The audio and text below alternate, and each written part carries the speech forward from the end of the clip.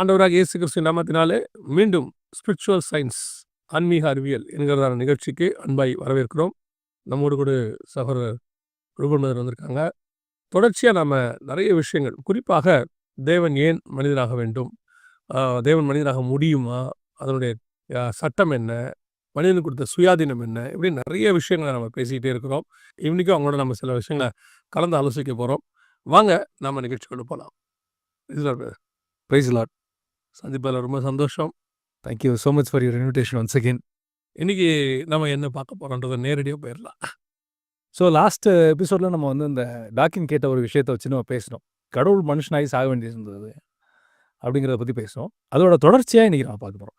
இந்த நிகழ்ச்சியை பார்க்குறவங்க போன எபிசோடையும் பார்த்துட்டு வந்தீங்கன்னா உங்களுக்கு ஈஸியாக புரியும். நீங்கள் சொல்லுவீங்க எப்போவும், அதை நான் சொல்லி சொல்லுங்கள்.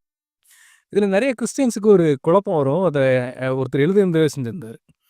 என்ன கேட்பாங்க அப்படின்னா, பழைய ஏற்பாட்டில் வந்து கடவுள் ரொம்ப கோவக்காரராக இருந்தார், புதிய ஏற்பாட்டில் வந்து சாதுவாக மாறிட்டார். அது நான் விசுவாசியாக இருந்தபோது எனக்கு சந்தேகம் எனக்கு இருக்குது. ஏன்னா பழைய ஏற்பாட்டில் இது வந்து, அதாவது அவங்க புரிதலை வந்து நம்ம தவறுன்னு சொல்லிட முடியல. எதனால் சொல்கிறேன்னா, ஒரு இடத்துல அந்த தன்னை எரிச்சல் உள்ள தேவன் அப்படின்னு சொல்கிறாரு. அப்புறம் வந்து நியாயம் தீர்க்கிறவர், என்னை ஒருவனும் பார்க்க முடியாது அப்படின்லாம் இருக்கிற. அப்படியே குவைட் ஆப்போசிட்டாக நம்ம புதிய ஏற்பாட்டை பார்க்கும்போது இயேசு கிறிஸ்துவ வந்து ஒரு சாந்தம் உள்ளவரா, அடி வாங்குறவரா, அப்புறம் வந்துட்டு வீடுகளில் ஃபோட்டோ வச்சுருப்பாங்க. நான் அதை நம்புறதில்ல ஃபோட்டோவை. சிலர் வந்து இயேசுநாதர்னு ஃபோட்டோ வச்சுருப்பாங்க. அதில் பார்த்தீங்கன்னா பயங்கர சாந்தமாக, அமைதியாக. நானுமே செய்திகள்லாம் சொல்லுவேன், அவர் அவ்வளோ சாஃப்டெல்லாம் இல்லை. அவர் ஒரு சவுக்கியத்தை அடித்தார்னா அந்த கோயிலில் ஒருத்தங்க கூட அவரை வந்து தடுக்கல, தேவாலயத்தில் இல்லையா? அப்போ அவர் என்ன வேகத்தில் அடிச்சிருந்தா ஒரு வயலும் கிட்ட வந்து கேட்டிருக்க மாட்டான். யாருமே வந்து ஏன் இப்படி செய்கிறதுன்னு கேட்கவே இல்லை பாருங்களேன். அப்போ அந்த அளவுக்கு அவர் வந்து ஒரு ஆக்ரோஷமாக இருக்கார். ஸோ ஆனால் பொதுவாகவே ஓவராலாக கிரைஸ்ட் வந்து பயங்கர சாஃப்ட்டு. அவர் என்ன பண்ணாலும் அமைதியாக இருக்கிற ஒரு நேச்சர் அப்படிங்கிற மாதிரி தான் போர்ட்ரேட் ஆகிருக்கு. சார் நீங்கள் சொல்லுங்கள். அது சூப்பரான பாயிண்ட் நீங்கள் சொன்னது. அந்த ட்ரினிட்டிங்கிறதுக்கு இந்த மாடல் முடிச்சுட்டு அடுத்த மாடல் ட்ரினிட்டிக்கு தான் நான் போவோம். அப்போ அவர் யாருங்கிறத இன்னும் கொஞ்சம் டீட்டெயில்டாக டிஸ்கஸ் பண்ணோம்னா இன்னும் கொஞ்சம் நல்லா இருக்கும்னு நினைக்கிறேன். நீங்கள் சொல்லும்போது ஒரு விஷயம் ஒருத்தர் சொன்ன ஞாபகம். பழைய ஏற்பாட்டில் வந்து கண்ணுக்கு கண், பல்லுக்கு பல்லுன்னு சொல்கிறாரு. புதிய ஏற்பாட்டில் ஆண்டவர் என்ன மனம் மாறிட்டாரா அப்படின்னா சில பேர்லாம் யோசித்து பேசுனதை நான் கேட்டிருக்கேன். ஸோ நம்ம லாஸ்ட் எபிசோடில் சொன்ன மாதிரி தான், பழைய ஏற்பாட்டு உடன்படிக்கைக்கும் புதிய ஏற்பாட்டு உடன்படிக்கைக்கும் ஒரே ஒரு வித்தியாசம் தான். அங்கே ஆட்டு ரத்தம் அதால் முடிஞ்ச ஒரு சுத்திகரிப்பை கொடுத்துட்டு இருந்தது அந்த ஒரு டைம் பீங்க்கு. எசேக்கியேல்லே அவர் ஆண்டவர் அதே சொல்கிறாரு. என்ன சொல்கிறாருன்னா, நன்மைக்கு எதுவல்லாத பிரமாணங்களையும் ஜீவனுக்கு அல்லாத நியமங்களையும் நான் அவர்களுக்கு கொடுத்தேன் அப்படின்னு தான் சொல்கிறாரு. இந்த பிரமாணத்தை வந்து நான் தான் தந்தேன், பட் அதில் வந்து புதிய ஏற்பாட்டில் இருக்கக்கூடியதான நன்மைக்கு எது அதில் இருக்காது, புதிய ஏற்பாட்டில் இருக்கிற ஜீவன் அதில் இருக்காதுங்கிறதுக்கு மறைமுகமாகவே ஆண்டவர் நேரடியாக அந்த வேர்டை யூஸ் பண்ணுவார். எசேக்கியேல் 20:25 நான் நினைக்கிறேன் அந்த வசனத்தில். ஸோ நம்ம லாஸ்ட் எபிசோடில் பார்த்த மாதிரி காட்ஸ் என்ன சொல்கிறது, கடவுளுடைய இயேசு கிறிஸ்துவனுடைய ரத்தம் வந்து சகல பாவங்களையும் நீக்கி சுத்திகரிக்கும். அப்போ 100 இன்ஃபினிட்டி சின்ன அது இது பண்ணி சுத்திகரிக்குது. இப்போ வந்து புதிய ஏற்பாட்டில் மன்னிக்க கூடாத ஒரு பாவங்கிறது கிடையவே கிடையாது அப்படிங்கிற லெவலுக்கு இப்போ வந்து புதிய ஏற்பாட்டில் வந்துருச்சு. இந்த காரணத்தினால என்ன ஆயிடுச்சுன்னா, சட்டமும் அதே மாதிரி தான் இருக்குது. ரத்தத்தினால மன்னிப்பு உண்டு, மீட்பு உண்டு அப்படிங்கிறது சட்டம்.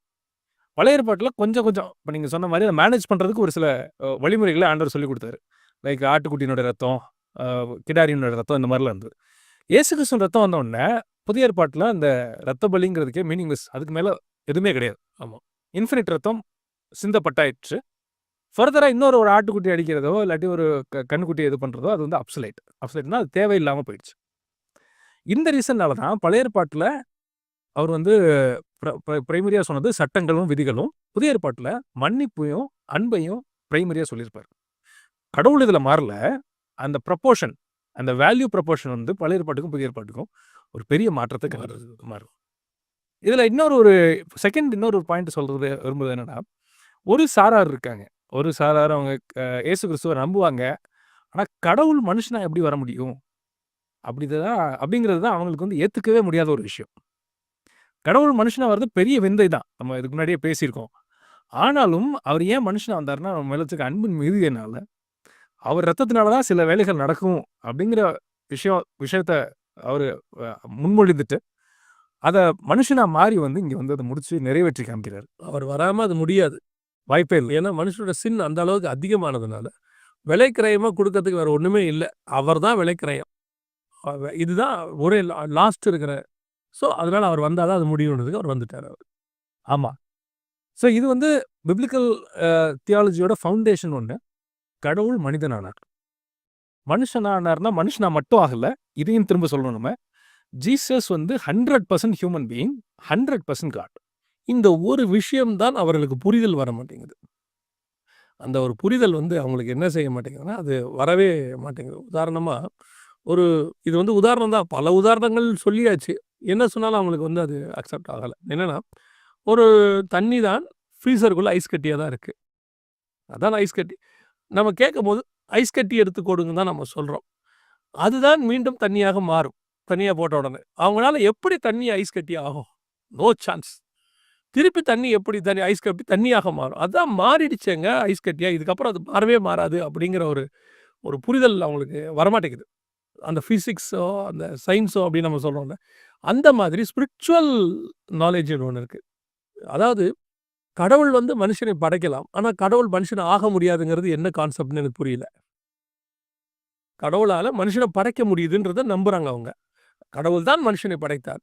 அப்ப கடவுள் மனுஷன் ஆக முடியாதா? ஆகக்கூடாதா? ஆகக்கூடாதா? சாவரன்டி காட் சர்வ வல்லமை உள்ள தேவன்ல. அவர் என்ன வேணாலும் ஆகலாமே அவர. அவர் தன்னை எப்படி வேணாலும் ஆக்கிக் கொள்ளலாமே. அவர தடுப்பவன் யார்? இந்த புரிதல் அவங்களுக்கு வரவே மாட்டேங்குது. அவங்கள பொறுத்தவரைக்கும் ஆ அவர விட கீழ இருக்க எதுவுமே அவர் ஆக முடியாது அப்படின்னு அவங்க நெனச்சுக்கிறாங்க. அதுதான் நெறைய பேரு சிரமப்படுறத நம்ம பார்த்துருக்குறோம். நான் இன்னொன்னையும் நான் ரெஜிஸ்டர் பண்ணிர்றேன். நான் தப்பா ரெஜிஸ்டர் ஆயிடக்கூடாது. அதனால அவரு ஆடாகுறாரு, மாடாகுறான்றத நான் ஒத்துக்க மாட்டேன்.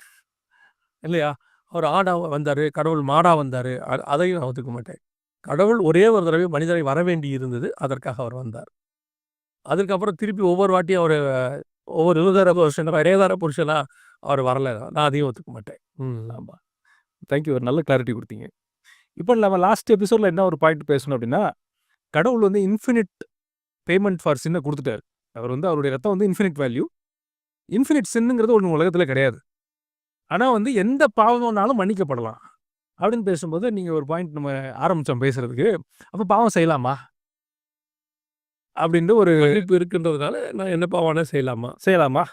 எனிஹோ இவங்க இப்ப இதுதான் பிரச்சனை. இவங்க இப்ப என்ன பண்றாங்கன்னா, இந்த அனாலஜிய மேத்தமேட்டிக்கலா பார்க்குறாங்க. நான் அத இன்னும் கொஞ்சம் தெளிவுபடுத்திடுறேன். ஏன்னா போன தடவ நீங்க சொன்னீங்க. செய்த பாவம், செய்கிற பாவம், செய்ய போகிற பாவம். அதாவது பாவ மன்னிப்பு வந்து ரிசர்வேஷன்ல இருக்கு இப்ப நமக்கு. ஆல்ரெடி ரிசர்வ் பண்ணி வச்சாச்சுன்ற மாரி ஒரு சாரார். ஏன் இயேசு வந்து செஞ்ச பாவத்த மன்னிக்கிறார், செய்ய போற பாவத்த மன்னிக்க மாட்டாரா? அப்படிங்கிற மாரி ஒரு கூற்று இருக்கு. ஆமா. எத்தன தடவ மனுஷன் தடுக்கி விழுந்தாலும் அங்க தான் போய் நிக்க போறோம். அது மாற்று கருத்து இல்ல. ஆனா இவங்க என்ன கேட்குறாங்கன்னா, அதான் செஞ்சு வச்சுட்டார்ல. நான் அப்ப பாவம் செய்யலாம்ல. அதனுடைய பாதிப்பு எனக்கு வராதுல்ல. அப்படிங்கிறது தான் இவங்களுடைய தாட்டா இருக்கு. இதுதான் இவங்க இந்த கொஸ்டின் ஏன் வருதுன்னு நம்ம யோசிச்சோம்னா, இவங்க படிச்ச மேத்தமேட்டிக்கலா ஸ்பிரிச்சுவலா யோசிக்கிறாங்க. ஓகே. மேக்ஸ வச்சுக்கிட்டு தியாலஜிய பார்க்குறாங்க. தியாலஜி வச்சு பார்க்குறாங்க. அவங்க சொல்ற கான்செப்ட் என்னன்னா, ஆல்ரெடி இருக்கு. நீங்க லாஜிக்கலா பார்த்தீங்கன்னா, அவங்க சொல்றது கரெக்ட் மாரி தான் தெரியும். நெறைய நேரத்துல பிசாசு சொல்றது உண்மையா இருக்கும். ஆனா வஞ்சகமா இருக்கும். உண்மையும், வஞ்சகமும் என்னங்கிறது நீங்க ஒரு நாள் எக்ஸ்பிளைன் பண்ணீங்கன்னா ரொம்ப ஹெல்ப்ஃபுல்லா இருக்கும். நம்ம ஒரு நாள் டிஸ்கஸ் பண்ணலாம் அத. சத்தியத்துக்கும், உண்மைக்கும் வஞ்சகத்துக்கும் உள்ள டிஃபரன்ஸ். ஆமா. சத்தியம் வேறு, உண்மை வேற. உண்மை வேறு. இது 2ம் ஒண்ணுன்னு நெறைய பேர் நெனச்சுக்கிறாங்க. அது ஆனா ஒண்ணு கிடையாது. ஸோ அது ஒரு காட் சொல்லிங் ஒரு எபிசோட்ல நம்ம டெஃபினெட்லி டிஸ்கஸ் பண்ணலாம்னு பார்க்குறேன். இப்ப இவங்க என்ன யோசிக்கிறாங்க, அவர் தான் மன்னிச்சுட்டார்ல. நீங்க மேத்தமேட்டிக்ஸ்ல இத நீங்க ஈக்குவேஷனா மாத்துனீங்கன்னா அவங்க சொல்ற லாஜிக் கரெக்ட். உண்மை. ஆனா வஞ்சகம். இதுதான் பிசாசுனுடைய டெக்னிக் ஆக்சுவலி. அவன் யூஸ் பண்ற லாஜிக்கும், அவன் சொல்ற ஃபார்முலாவும், அவன் சொல்ற நம்பரும் கரெக்ட்டா இருக்கும். ஆனா வஞ்சகமா இருக்கும். அதுக்கு பின்னாடி வீழ்த்தக்கூடிய கரை ஏதோ ஒண்ணு இருக்கும் அதுல. டெஃபினட்டா இருக்கும். ஆனா அத தேடி கண்டுபிடிக்க வேண்டியது தான் நம்முடைய வேலையே. சத்தியமா மட்டும் இருக்காது அது. ஆமா. அத நம்பிட்டோம்னா, அந்த பார்க்கறதுக்கு உண்மை மாதிரியே இருக்கும். புசிக்கும் நாளிலே சாகவே சாவேன்னு ஆண்டவர் சொன்னார். நீ புசிக்கும் நாள்ல சாக மாட்டேம்பான். நீ சாகவே சாவதில்லை. அவன் சொன்னது ஒரு வகையில உண்மையா தான் இருக்கும். சாப்பிட்ட அன்னைக்கு அவன் சாவல.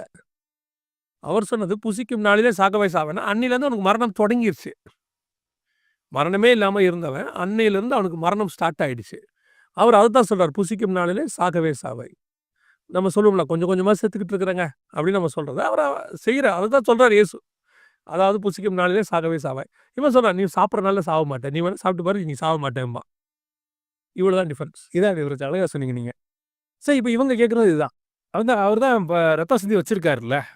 அப்ப தப்பு பண்ணா எனக்கு பாதிப்பு வராதுல்ல. அப்படிங்கிறத இவங்க நாலேஜ். இத கொஞ்சம் அதனால தான் நம்மளுக்கு எப்பவுமே யூசுவலா ஒண்ணு சொல்லுவாங்க. ஸ்பிரிச்சுவல் பீப்பிள் அதாவது பிலீவர்ஸ்க்கு லாஜிக்கோட டிசைன்மெண்ட் ஜாஸ்தியா இருக்கணும்னு சொல்லுவாங்க. லாஜிக் மட்டும் இருந்தா பத்தாது. டிசைன்மெண்ட்னு நம்மளுக்கு ஆவியில ஒண்ணு இருக்கணும் அப்படின்னு யூசுவலா நான் சொல்லி கேள்விப்பட்டிருக்கேன். பகுத்தறிதல். அத அத ஆராய்ந்து பார்த்தல். அது என்னங்கிறத புரிந்து கொள்ளுதல் நம்மளுக்கு இருக்கணும். ஆமா. இப்ப இத ஒரு எக்ஸாம்பிள் வச்சு பார்ப்போமே. ஒரு வசனம் வாசிக்கிறேன். எபிரெயர் 6:6 மறுதலித்து போனவர்கள் தேவனுடைய குமாரனை தாங்களே மறுபடியும் சிலுவையில் அறைந்து அவமானப்படுத்தியபடினால். அதாவது ஒரு மனுஷன் ஆண்டவருக்குள்ள பிறந்தவன், கிறிஸ்துவுக்குள்ள பிறந்து ரட்சிப்பின் அனுபவத்துக்கு வந்துட்டு, அவன் திரும்ப பாவத்துல போய் அவன் அடிமைத்தனத்துக்கு போகும்போது, திரும்ப வந்து ஆண்டவர சிலுவையில போய் அறையிறானாம். இல்லாட்டி அறையிறோமா. அப்படின்னா நான் இத புரிஞ்சுக்கிறது எப்படி அப்படின்னா, இயேசு கிறிஸ்து சிலுவைக்கு போகும்போது அவருக்கு ஒரு வேதனை வந்திருக்கும்ல. அப்படி மறுதலிச்சு பின்மாற்றத்துல போறவங்கள பார்க்கும்போது அதே வேதனை அவருக்கு இப்பயும் வருது. நீங்க சொல்லுங்க, நான் சொல்றேன் நானு. இவனுக்காண்டி நானே போய் கடவுள் மனுஷனா 100% ஹியூமன் பீயிங்கா 100% காடா இவ்வளோ ஒரு எக்ஸ்க்ரூஷியேட்டிங் பெயின்குள்ள நான் போனேனே. இதுக்காகவா போனேன்?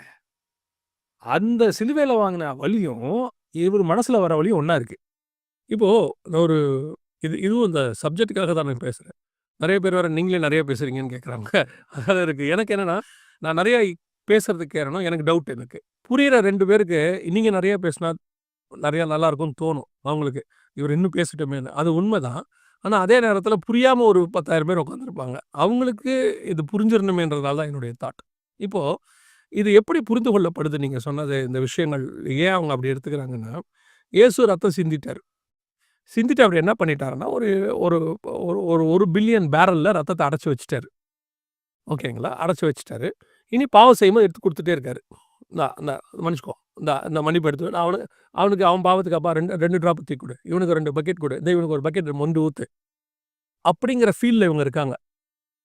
இவருக்கு ஒண்ணுமே இல்ல. ஒரு தடவ ரத்தம் சிந்திட்டாரு. இதுக்கப்புறம் அத மன்னிச்சுட்டு போயிட்டே இருப்பாரு. அவருக்கு ஒரு பெயினும் இருக்காது. ஒண்ணும் இருக்காது. கேட்க கேட்க மன்னிச்சுக்கிட்டே இருப்பாரு அப்படின்னு இவங்க தாட்ல இருக்கு. ஏன்னா பாவ மன்னிப்பு இவங்களுக்கு ஸ்டாக்ல வச்சுட்டாருன்னு அவங்க நெனச்சுட்டாங்க. நாம் ஒவ்வொரு முறை பாவ மன்னிப்பு கேட்கும்போதும், அவருக்கு அன்னைக்கு என்ன பெயின், என்ன பாவத்த மன்னிக்கிறதுக்கு அவர் என்ன விதமான இதயத்தில் வேதனை அடைந்தாரோ, அதே வேதனை இன்னைக்கும் ஒவ்வொரு தடவ நம்ம கேட்கும்போது இருக்கும். அதான் நீங்க சொல்ல வரீங்க. எக்ஸாக்ட்டா சொன்னீங்க. இல்லையா? இப்ப நீங்க சொன்னீங்க இல்லையா? பேரலா அடுக்கி வச்சுட்டாருன்னு. இந்த யோசனை ஏன் வருதுன்னா, இவங்க வந்து டிசைன்மென்ட்ல இல்லாம மேத்தமேட்டிக்கலா யோசிக்கிறாங்க. ஆ அவர் ஒரு தடவ சிந்திட்டாரு. அது ஸ்டாக்ல இருக்கு. நம்ம எப்ப போய் கேட்டாலும் எடுத்து இந்தா தெளிச்சு தெளிச்சு விட்டுட்டே இருப்பாரு. போ போ போ போ கொழாய தொறந்து ரத்தத்த விட்டு மன்னிச்சுட்டேன் போயிட்டே இரு போயிட்டேருன்ற மாரி. இல்லவே இல்ல. ஈச் அண்ட் எவ்ரி டைம் நம்ம மறுபடியும் சிலுவையில் அறையிறபடியில நீங்க வாசிச்ச வசனத்துல அப்படியா ரொம்ப அழகா இருக்கும் அது. மறுதலித்து போனுகிறவர்கள் அவரை மறுபடியும் சிலுவையில் அறைகிறபடியினால் ஈச் அண்ட் எவ்ரி டைம் குருசிஃபிகேஷன் நடந்துகிட்டே இருக்குங்கிறாரு. அந்த பெயின் அவருக்கு வருது மனசுல. அந்த பெயின் ஸ்பிரிட்ல ஃபீல் பண்றாரு அவரு. பாடியில ஒரு தடவ தான் ஃபீல் பண்ணாரு. ஸ்பிரிட்ல each and every time feel பண்ணிட்டு இருக்கிறாரு. அதனால தான் நீங்க வெளிப்படுத்தல் 5ஆம் அதிகாரத்த வாசிச்சீங்கன்னா, அடிக்கப்பட்ட வண்ணமா இருக்கிற ஆட்டுக்குட்டின்னு இருக்கும். அடிக்கப்பட்ட வண்ணமா இருக்கிற ஆட்டுக்குட்டி. அதோடைய பொருள் என்னன்னா, ஸ்டில் அவர் வந்து அடிக்கப்பட்டுக்கிட்டே இருக்கிறாருங்க. ஸ்பிரிட்ல. நீங்க 2000 வருஷத்துக்கு முன்னாடி இயேசுவ அடிச்சா, ஹீல் ஆயிருக்கணும்ல. அடிச்ச தழும்பு தானே இருக்கணும். தழும்புகளால் உள்ள ஆட்டுக்குட்டின்னு தானே சொல்லணும். அந்த இடத்துல சொல்லும்போது, இயேசுவும் என்ன சொல்றாரு? என் தழும்புகளால் நீங்கள் குணமானீர்கள் தானே சொல்றாரு. ஆனா, ஹெவன்ல நீங்க பார்க்கும்போது இயேசு வரும்போது எப்படி இருக்குதாம்? அடிக்கப்பட்ட வண்ணமா இருக்கிற ஆட்டுக்குட்டி. அப்படின்னா என்ன அர்த்தம்னா, ஸ்டில் அவருக்கு என்ன இருக்கு? அந்த அடிக்கப்படுதலுடையதான அந்த அந்த காரியம் அங்க காணப்படுது. திருப்பி இவங்க உடனே இருப்பாங்க. அப்போ அவங்க சிலுவையில அறைஞ்சுக்கிட்டே இருக்காங்க இயேசுவ. இல்ல. அவருக்கு அந்த பெயின் வந்துட்டு சிலர் சொல்லுவாங்கல்ல, அவன் ஒரு தடவ பேசிட்டு போயிட்டாங்க. ஆனா அவன் சொன்னத நினைக்கும் போதெல்லாம் எனக்கு நெஞ்சு வலிக்குதும்பாங்க. உண்மையிலே அவங்களுக்கு அந்த பெயின் வரும். அவன் இப்படி நம்மள சொல்லிட்டானே! அப்படின்னு ஒரு பெயின் வருதுல்ல. இதே பெயின் அவருக்கு ஸ்பிரிட்ல வருது. ஈச் அண்ட் எவ்ரி தடவ போய் நம்ம மன்னிப்பு கேட்கணும்ல. நம்ம ஈஸியா மன்னிப்பு கேட்ட உடனே, நமக்கு ஈஸியா ஒரு மன்னிப்பு கிடைக்குது. ஏன்னா அவர் மன்னிச்சுட்டாரு. அதுல மாற்று கருத்தே இல்ல. ஆனா அவருக்குள்ள இருந்து வர பெயின யாருமே ஃபீல் பண்றதில்ல. இவங்க எல்லாருமே என்ன நினைக்கிறாங்கன்னா, ஸ்விக்கிலயும், ஜொமேட்டோலயும் ஆர்டர் போட்டாச்சு பாவ மன்னிப்ப. அது கேட்ட உடனே வந்து கிடைச்சிருது. அப்புறம் என்னங்க என்கிட்ட காசு இருக்கு. பாவ மன்னிப்பு கேட்கிற குணம் இருக்கு. மன்னிக்கிற சுபாவம் அவர்ட்ட இருக்கு. நான் கேட்க அவர் மன்னிச்சுக்கிட்டே இருக்கிறார். அதுதான் செய்ய போகிற பாவத்தின்ற துணிகரம் அவங்களுக்கு வருது. நான் நினைக்கிறேன். அழகா சொன்னீங்க. எக்ஸாக்ட்டா சொன்னீங்க. இவங்க என்ன பண்றாங்கன்னா, படிச்ச படிப்பையும், படிச்ச மேத்தமேட்டிக்ஸையும் கடவுள் மேல அப்ளை பண்ணி பார்க்குறாங்க. அதனால தான் இந்த கொஸ்டினே வருது. ஆனா திரும்ப நம்ம லாஸ்ட் டைம் சொன்ன மாரி, சின் வந்து அது வந்து ரொம்ப ரொம்ப கொடியது. கடவுளையே கஷ்டப்படுத்துது அது. அத நம்ம மறக்கவே கூடாது. இப்ப இத எக்ஸ்ப்ளைன் பண்றதுக்கு ஒரே ஒரு எக்ஸாம்பிள் மட்டும் சொல்றேன். இது ஒருவேளை அவ்வளோ கர்டியஸா இருக்காது சில பேர் கேட்கறதுக்கு. பட் ஆனா இதுதான் இத விட ஒரு பெஸ்ட் எக்ஸாம்பிள் எனக்கு சரியா தெரியல. ஒரு ஒரு உதாரணத்துக்கு எடுத்துக்கங்க. ஒரு கணவன், மனைவி இருக்காங்க. இதுல வந்து என்ன பண்ணிடுறாங்க, இந்த கணவனோ, மனைவியோ 2 பேர்ல யாரோ ஒருத்தரு வேலை பார்க்குற இடத்துலயோ, எங்கேயோ ஒரு இடத்துக்கு போகும்போது ஏதோ ஒரு தவறு அவன் கேரக்டர்ல நடந்துருது. மனைவி தப்பு பண்ணிடுறாங்கன்னு வச்சுக்கோமே. அப்போ உடனே இவங்க வந்து இந்த பெண்ணியல் பேசுறவங்க வந்து யாரோ ஒரு தப்பு பண்றவரே வச்சுப்போம். 2மே வச்சுக்கலாம். யாரோ ஒருத்தர் தப்பு பண்ணிடுறாங்க. கேரக்டர் வைஸா அவங்க செய்யக்கூடாதத செஞ்சுடுறாங்க. ஏதோ ஒரு கள்ள உறவுல ஏதோ ஒண்ணு சிக்கிடுறாங்க. இன்னொரு ஸ்பௌஸ் அந்த கணவரோ, மனைவியோ அவங்க மேல இருக்க அன்புனால மன்னிச்சிடுறாங்க. மன்னிச்சுட்டு அவங்கள திரும்ப முன்னாடி எப்படி மரியாதையா நடத்துனாங்களோ, அதே மாரி நடத்த ஆரம்பிச்சுடுறாங்க. இப்ப சொல்லுங்க, இப்போ ஒருத்தன் கேட்கறான் வந்து, "அவன் தான் மன்னிச்சுட்டான்ல, திரும்ப தவறு நடக்கிறதுக்கு தப்பு இல்லைல்ல?" அப்படின்னு கேட்டா, நம்ம என்ன சொல்லுவோம்? இந்த பார்க்குற ஜனம் என்ன சொல்லும்? இந்த சமூகம் என்ன சொல்லும்? இதுதான் இருக்கிறதுல பெர்ஃபெக்ட் எக்ஸாம்பிள். நீங்க சொன்னீங்க நான் சரியா இருக்குமான்னு. எக்ஸாம்பிள். மன்னிக்கிற சுபாவம் எனக்கு இருக்குன்ட்டு, நீ தப்பு பண்ணிக்கிட்டே இருந்தீன்னா, ஒரு இடத்துல எனக்கு என்ன தோணும்? அவுட்ரேஜஸ் இது இப்படி யோசிக்கிறது எவ்வளோ ஒரு விக்கெட்னஸ்ன்னு யோசிச்சு பாருங்க. என்னுடைய மன்னிப்ப நீ எவ்வளோ மிஸ்யூஸ் பண்ற? ஆ. அப்படிதான் நமக்கு தோணும் இல்லையா? அதானே உண்ம. அதான உண்மை. கரெக்ட். அது எவ்வளோ பெரிய விஷயத்த அவர் மன்னிச்சு ஏத்துக்கிட்டாரு. இப்போ ஒருத்தர் வந்து ஒரு பிசாசு வந்து ஒரு சத்துரு வந்து பேசுறான். அவன் தான் மன்னிச்சுட்டான்ல. திரும்ப தப்பு பண்ணா என்ன? இப்ப நம்ம இன்னைக்கு பேசுறது அத கேட்கும்போது நெறைய பேருக்கு கோவமே வரும். நீங்க வேணா பாருங்க. 10 வருஷம் கழிச்சு அடுத்த ஜெனரேஷன் ஆமா கரெக்ட் தானே அப்படின்னு கேட்பான். இதே விஷயத்த. அந்த சூழ்நிலைக்குள்ள தான் அவ்வளோ பெரிய வஞ்சகத்துக்குள்ள தான் மனுஷன் எண்ணமே இன்னைக்கு போயிட்டு இருக்கோம். அந்த சரி. ப்ளீஸ். ஒரு கோர்ட்ல போயிட்டு நீதிபதி வந்து சொல்லிடுறாரு. "ஏப்பா நீ அவர் பைக்க திருடினதுக்கு உனக்கு ரூ. 10,000 ஃபைன். நீ ரூ. 10,000 மரியாதை கட்டிடணும்னு" திருடன் வந்து சொல்றான். "ரூ. 30,000 வச்சுக்கோங்க" அப்படின்னு. நான் சொல்ல ஒரு எக்ஸாம்பிள். 30,000 வச்சுக்கோங்க. நீதிபதி 10,000 தானப்பா எதுக்கு 20,000 எக்ஸ்ட்ரா கட்டுற? அடுத்த 2 பைக்கு திருட போறேன். அட்வான்ஸா நான் பே பண்ணி வச்சுர்றேன். அப்படின்றது எந்த அளவுக்கு முட்டாள்தனமோ, எவ்வளவு துணிகரமோ, அதே துணிகரம் தான் இதுலயும் இருக்கு. யோசிச்சு பாருங்க. இப்படி உண்மையா போய் ஒரு நீதிபதிட்ட இன்னைக்கு பேசுறாருன்னு வச்சுக்கங்க குற்றவாளி. அவர் வெளியில போவாருன்னு நினைக்கிறீங்க? ஏற்கனவே செஞ்ச தப்புக்கு தூக்கி உள்ள போடுறான்ருவாரு. 10,000த்த 10,00,000 ஆக்குறதுக்கும் உரிமை இருக்கு அவருக்கு. ஆமா. ஸோ இதுதான் நம்ம வந்து அறியாமையில நெறைய பேர் கேட்குறாங்க. அதான் பாவம் செஞ்சதுக்கு தான் சிந்தி வச்சுட்டாரே.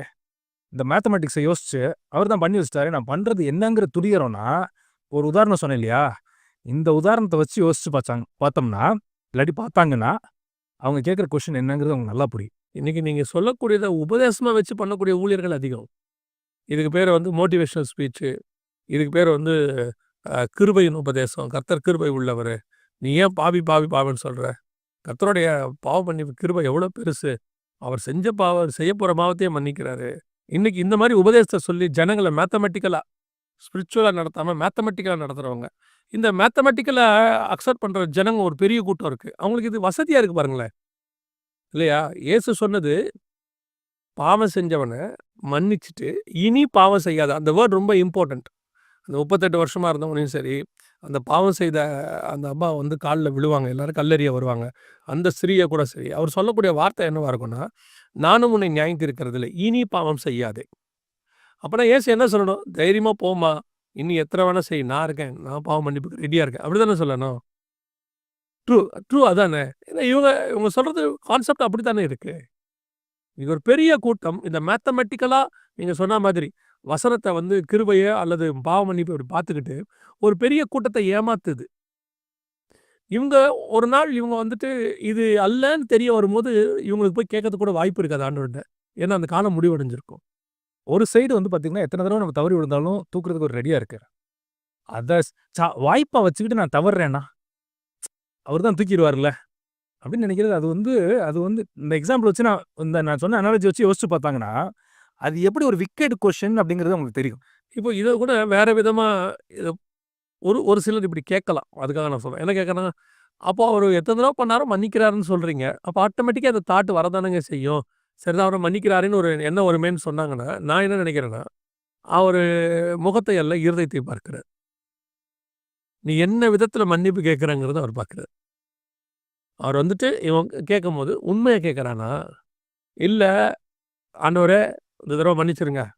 மனசுக்குள்ள இன்னும் 2 ட்ரிப் இருக்கு ஆண்டவரே. நான் நாளன்னைக்கு திருப்பி வருவேன். மனசுல வச்சுக்கிட்டு, ஆண்டவரே ஜட்ஜி ஏமாந்துருவாரு. உலகத்துல இருக்க ஜட்ஜி ஏமாந்துருவாரு. இவரு அதனால தான் இருதயத்தை பார்த்து நியாயம் தீர்க்கிறவரு இவரு. ஸோ நெறைய பேர் யோசிக்கலாம். அப்ப திருப்பி திருப்பி பாவ மன்னிப்புன்னா அவர் மன்னிக்க தானங்க போறாருன்னா, இல்ல. அவன் திருப்பி இன்னொரு தடவ ஏன் பாவம் செஞ்சாங்கிறதுக்கு காரணம் அவருக்கு தெரியும். அவன் முயற்சி பண்ணா, அவன் பாவம் மன்னிப்பு பாவம் செய்யக்கூடாதுன்னு எவ்வளவோ ட்ரை பண்ணான். அதுல விழுந்துட்டான். ஸோ அவன திருப்பி நான் காப்பாத்துறேன். ஆனா இவன் துணிகரமா செஞ்சவன், பாவ மன்னிப்பு இருக்குன்ட்டு போய் தைரியமா செய்றவன், இவன காப்பாத்த மாட்டேன்பாரு. நீங்க சொல்ற பாயிண்ட்ல ஒரு பாயிண்ட் ஆட் பண்ண விரும்புறேன். ஒருத்தர் அடிக்ட்டா இருப்பார். இப்போ ஃபார் எக்ஸாம்பிள் ஆல்கஹாலுக்கு ஒருத்தர் அடிக்ட் ஆயிருப்பார். செய்யக்கூடாதத செய்றதுக்கு அடிக்ட் ஆயிருப்பார். பார்க்கக்கூடாதத பார்க்கறதுக்கு அடிக்ட் ஆயிருப்பார். அவன் வந்து வெளில வர்றதுக்கு போராடி உயிர குடுத்து போராடுவாங்க.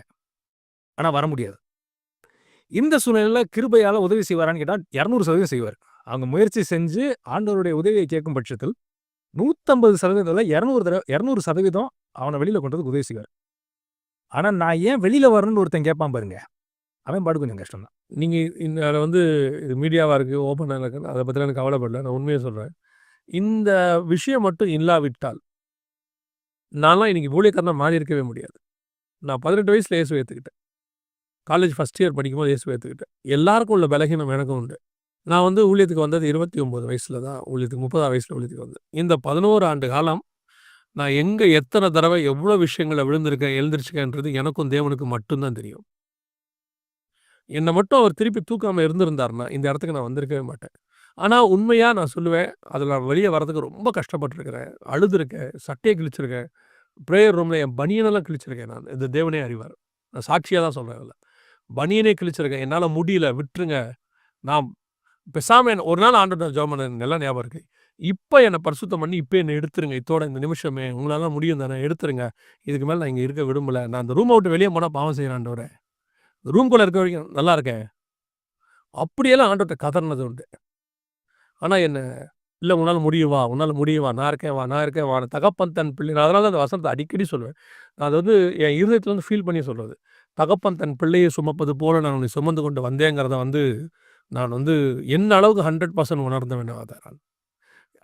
தேவனுடையது அந்த அநாதி கிருபையும் அன்பும் அளவிட முடியாதது.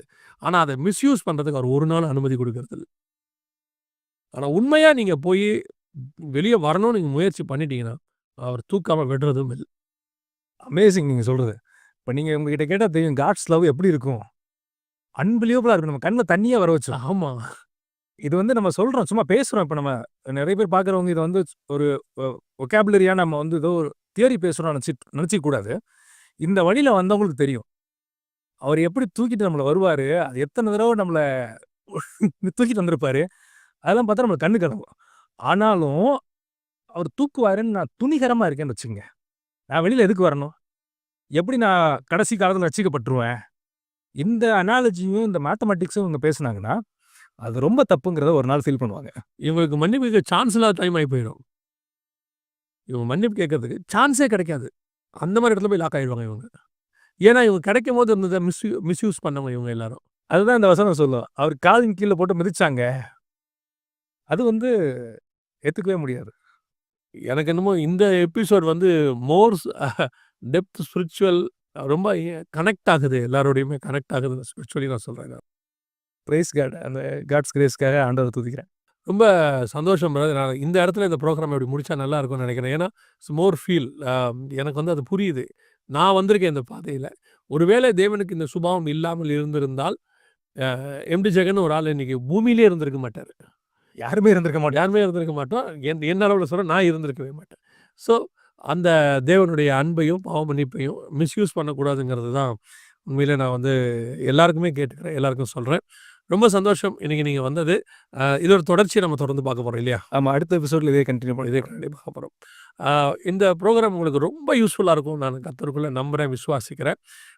பிரதருடைய வைஸ் ஓ பைபிள் அப்படின்னு சொல்லக்கூடியதான அவருடைய சேனல்லையும் இந்த காரியங்கள் வருது. இன்னொன்னு நம்முடைய சேனல் பத்தி உங்களுக்கு ஏற்கனவே தெரிஞ்சிருக்கும்னு நினைக்கிறேன். ஹெச்எல்எம் பத்தி சேனல் என்ன ஆச்சுன்னு. அது சீக்கிரத்தில வரும்னு சொல்லியிருக்கிறாங்க.